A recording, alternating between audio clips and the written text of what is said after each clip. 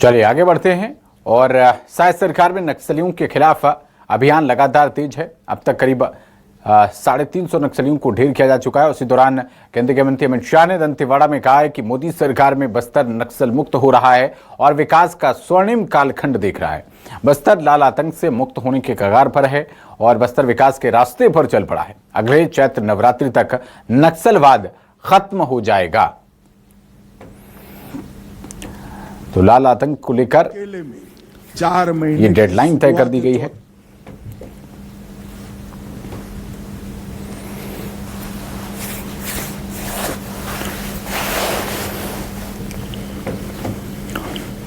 पच्चीस में अकेले में 4 महीने की शुरुआत है, चौथे महीने की 3 महीने में 521 नक्सली भाई सरेंडर कर चुके हैं। 881 नक्सली 2024 में सरेंडर कर चुके हैं। और मैं आपको विश्वास दिलाता हूं, जो सरेंडर होंगे वो यहां आएंगे, मेन स्ट्रीम में आएंगे, और जो हथियार लेकर रहेंगे उनके साथ सुरक्षा कर्मी उनका मोर्चा संभालेंगे। मगर जो भी होगा, अगले मार्च तक हम पूरे देश को इस लाल आतंक से मुक्त करने का काम भारतीय जनता पार्टी की सरकार करे। मगर इस क्षेत्र को विकास चाहिए। हमारे देश के प्रधानमंत्री जो 50 साल से विकास नहीं हुआ, नरेंद्र मोदी जी ये 5 साल में बस्तर को सब कुछ देना चाहते हैं, सब कुछ देना चाहते हैं। पर हर नक्सली को सरेंडर कराएगा, वो गांव को नक्सल मुक्त घोषित कर 1 करोड़ रुपया की विकास राशि हम देंगे। सभी नक्सली भाइयों को विनती करने आया हूं, आप हथियार डाल दीजिए, मेन स्ट्रीम में आइए, आप हमारे अपने हैं। कोई भी नक्सली मारा जाता है, किसी को आनंद नहीं होता है। बस्तर अब भय नहीं, भविष्य का पर्याय बना है। मैं पहले भी आया हूं, यहां सभाएं करने के लिए रोक लिया जाता था, मुख्यमंत्री कहते थे आप मत जाइए। आज धड़ल्ले के साथ 50,000 आदिवासी भाइयों बहनों के सामने रामनवमी और अष्टमी का उत्सव मना रहे हैं। मित्रों, ये जो शुरुआत हुई है,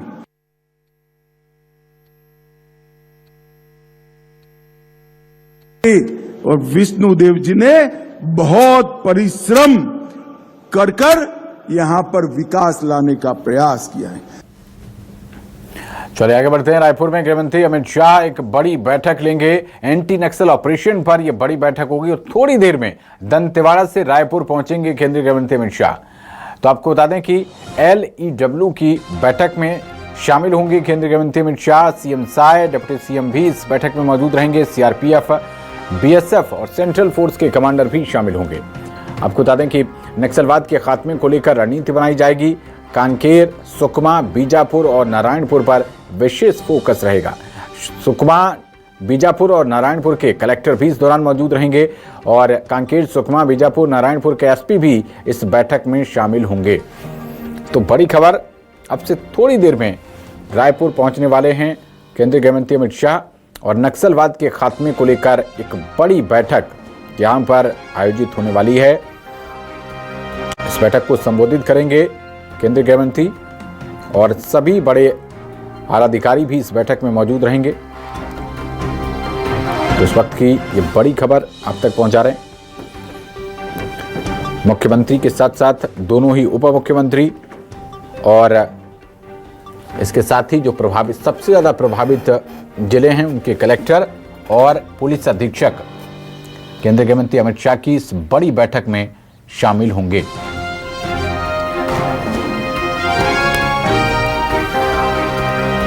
तो प्रभावी रणनीति, मॉनिटरिंग, ब्रीफिंग, ये सब इस बैठक में की जाएगी। LEW की ये विशेष बैठक है जिसमें CRPF, BSF और सेंट्रल फोर्स के कमांडर भी शामिल होंगे और जो मेन टारगेट है वो नक्सलवाद के खात्मे को लेकर है और उसी को लेकर रणनीति बनाई जाएगी इस बैठक में।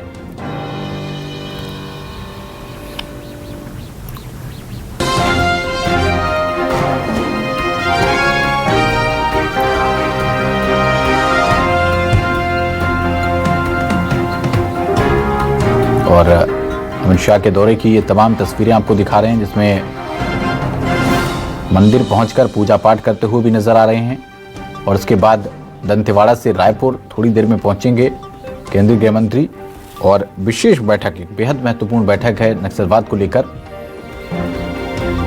तो उस पर यह बड़ी बैठक की जाएगी।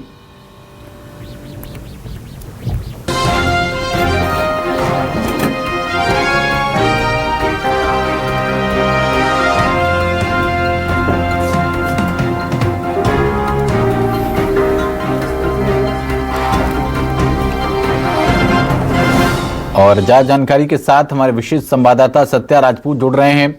सत्या, बेहद महत्वपूर्ण बैठक नक्सलवाद के खात्मे को लेकर अब से थोड़ी देर बाद होने जा रही है, बताइए क्या कुछ बड़ी बातें आपके पास इस खबर को लेकर? देखिए 5 से 10 मिनट में जो है बैठक शुरू हो जाएगी और जहां पर ये बैठक आयोजित है मिर्जर, वहां पे मैं मौजूद हूँ। पहले तस्वीर दिखाता हूँ। बैठक की लगभग जो है पूरी तैयारी हो चुकी है। पुलिस यहाँ पे तैनात है। कुछ ही देर में अमित शाह यहाँ पहुंचेंगे और बैठक शुरू होगी। अगर मैं बैठक की बात करूँ तो कई मायने में अहम है। छत्तीसगढ़ के दामन में जो है नक्सलवाद की जो है दाग से कम नहीं है, और इस दाग पर धोने के लिए प्रदेश की बीजेपी सरकार जो है रणनीति पूर्वक इसमें काम कर रही है और लगातार जो है उसके खात्मे के लिए जो है एक अंतर्राज्यीय जो समिति है, समन्वय समिति, उसको लेकर जो बैठक हुई है, उसके बाद रणनीति बनाएगी और उसके बाद जो प्रहार शुरू हुआ उसका असर अब छत्तीसगढ़ में जो है दिख रहा है। एक के बाद एक जो है नक्सलियों को जो है खात्मे की जो प्रक्रिया जो चालू है, और अब तक की मैं बात करूं तो 350 से ज्यादा जो है नक्सलियों को जो ढेर किया जा चुका है, और वहीं 1000 से ज्यादा नक्सलियों को जो है गिरफ्तार किया गया है, और 1300 से ज्यादा नक्सली जो है सरेंडर कर चुके हैं। तो जो इस तरह से जो है लगभग 1.5 साल में जो माहौल देखने को मिला है नक्सलवाद के खात्मे को लेकर, रणनीति को लेकर, तो ये जो है कि छत्तीसगढ़ में इससे पहले जो है कभी नहीं हुआ है, पहली बार ऐसा हुआ है। क्योंकि इसमें अहम बात ये थी कि छत्तीसगढ़ के सीमा में कई अलग अलग राज्य जुड़े हुए हैं और इन राज्यों को जो सीमावर्ती क्षेत्र है वो वनांचल है, और ऐसे में छत्तीसगढ़ में जब अभियान चलाया जाता था, नक्सली के खिलाफ जो है प्रहार किया जाता था, वो दूसरे राज्यों में जाके छिप जाते थे, पहाड़ियों में छिप जाते थे। लेकिन जब अंतर्राज्यीय समन्वय समिति की बैठक हुई, जिसमें मैं बात करूं महाराष्ट्र को लेकर, उड़ीसा को लेकर, तो ये तमाम जगहों पे जहाँ सीमावर्ती क्षेत्र है, जैसे गढ़चिरौली है जहां तक, वहाँ महाराष्ट्र के क्षेत्र, वहां जाके छुप जाते थे, और ऐसे में जो है अब समिति बनाई गई, एक साथ प्रहार किया गया, तो जगह कहीं नहीं बचा। इसी का नतीजा ये रहा है कि जो नक्सलवाद की ओर से पत्र जारी किया गया, शांति जो है अब नक्सलवादी शांति चाह रहे हैं। उन्होंने कहा कि समर्पण की क्या स्थिति है, और छत्तीसगढ़ में जो है नक्सल उन्मूलन को लेकर एक और प्रहार चला जा रहा है, तो दूसरी ओर घर वापसी का जो है तमाम रणनीति बनाई जा रही है। तो ये भी देखने वाली बात यह होगी कि जो नक्सली की ओर से जो प्रस्ताव आया है, जो अपील किया गया है कि अब हम मूलधारा में जुड़ना चाहते हैं, शांति चर्चा चाहते हैं, तो इसको लेकर यहाँ पे जो रणनीति बन सकती है, उसके लिए रास्ता क्या होगा, कहाँ पे इससे चर्चा होगी, क्या इसके लिए विकल्प निकाला जाएगा, तो इन सभी मुद्दों पे जो है चर्चा हो सकती है। और साथ में जब अमित शाह यहाँ आए हैं तब नक्सलियों के लिए घातक साबित हुआ है, क्योंकि जैसे वो बैठक लेते हैं, उसको अगले बैठक में आते हैं तो उसका समीक्षा करते हैं, पूर्व बैठक में क्या दिशा निर्देश दिया गया था, उसका क्या परिणाम हुआ है, और अगले जो है आगे क्या काम करना है। तो चूंकि आप पिछले बार जैसे आए थे तो वो जो दिशा निर्देश दिया गया था, जो काम हुआ, तो कहीं न कहीं वो दिख रहा है कि लगातार जो है नक्सल जो है खात्मे की ओर है। और जो है जवान, पहले हम देखते थे कि जवानों को ज्यादा जो है क्षति पहुंचता था, नक्सलवादी भाग निकलते थे, लेकिन अब वो स्थिति जस्ट पलट गया, उल्टा हो गया, और अब देखे तो वो नक्सलवादियों को लगातार जो है क्षति पहुंच रहा है, उनकी संख्या कम हो रही है, और नक्सलवाद अब जो है खत्म की ओर है। तो इसको लेकर तमाम जो है अब आगे की और रणनीति बन सकती है। जी चलिए, बहुत शुक्रिया सत्या आपका इस अहम जानकारी के लिए। आप इस बेहद महत्वपूर्ण बैठक पर नजर बनाए रखिएगा।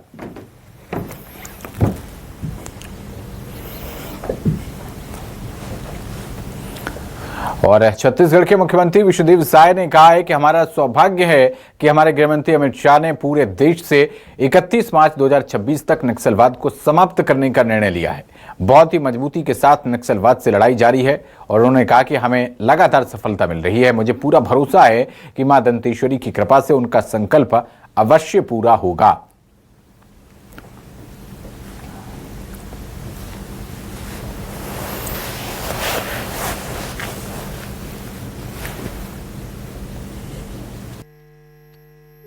अमित शाह जी ने पूरे देश से 31 मार्च 2026 तक नक्सलवाद को समाप्त करने का संकल्प लिया है, और आज आप सबको मालूम है कि उनके आशीर्वाद से उनके मार्गदर्शन से और हमारे यहाँ के सुरक्षा बल के जवान बहुत मजबूती के साथ नक्सलवाद के साथ लड़ाई लड़ रहे हैं।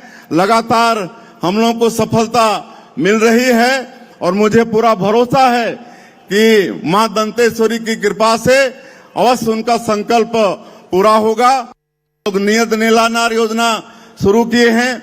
माननीय गृह मंत्री जी के आशीर्वाद से लगातार सुरक्षा कैंप खुल रहे हैं और जहां जहां भी सुरक्षा कैंप खुल रहे हैं, आज 100 से ज्यादा गांव वहां पर नियत नीलानार योजना के माध्यम से सड़क, बिजली, पानी, वहां राशन कार्ड बना रहे हैं। वहां पर स्कूल खुल रहा है। जहां यहां पर गोली की आवाज आती थी, आज स्कूल की घंटी की आवाज आ रही है। आज आदरणीय गृह मंत्री जी के दृढ़ इच्छा शक्ति के कारण, उनके संकल्प के कारण हम लोग बंद पड़े स्कूल को खोल रहे हैं, अस्पताल शुरू कर रहे हैं और नियत नीलानार योजना के माध्यम से सरकार की जो योजना है उनको लोगों तक पहुंचा रहे हैं।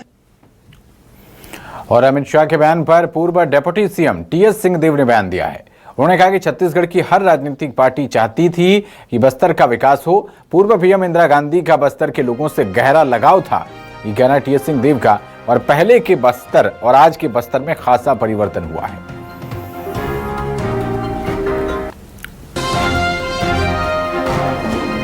वो स्वाभाविक सी बात है। तो क्या केवल मोदी जी चाहते हैं?